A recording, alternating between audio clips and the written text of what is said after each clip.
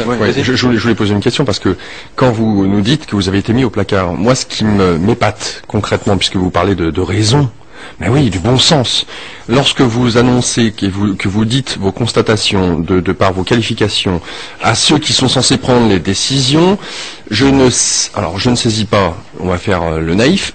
Expliquez-nous comment est-il possible à l'heure actuelle que suite aux arguments que vous mettez en avant, qui sont du bon sens, qu'on refuse absolument de les prendre en considération, on dit non. Allez, au placard. Expliquez-nous, comment il est possible pour un énarque, un représentant politique quel qu'il soit, de chasser d'un revers de main ce genre d'informations? Monsieur, les gens font carrière.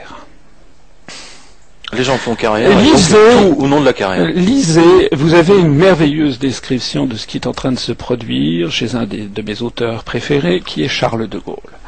Vous prenez les mémoires de guerre et vous lisez le chapitre 1, le premier. Ça s'appelle La pente.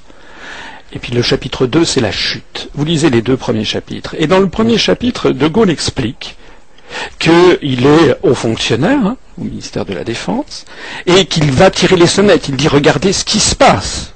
Regardez ce qui se passe. Regardez Hitler qui réarme. Regardez la production de tanks, etc. Il faut agir, il faut agir. Et il grimpe dans la hiérarchie, et à chaque fois il trouve des gens qui lui disent, oh mais cher ami, c'est très très bien, mais j'ai des choses beaucoup plus importantes.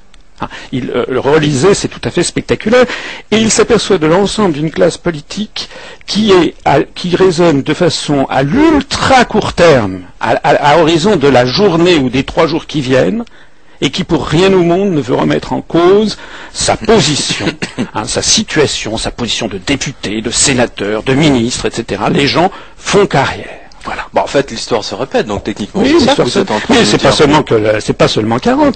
La France a toujours été un pays qui agit par bouffées révolutionnaires parce que c'est comme ça, c'est malheureusement un des travers nationaux de notre pays.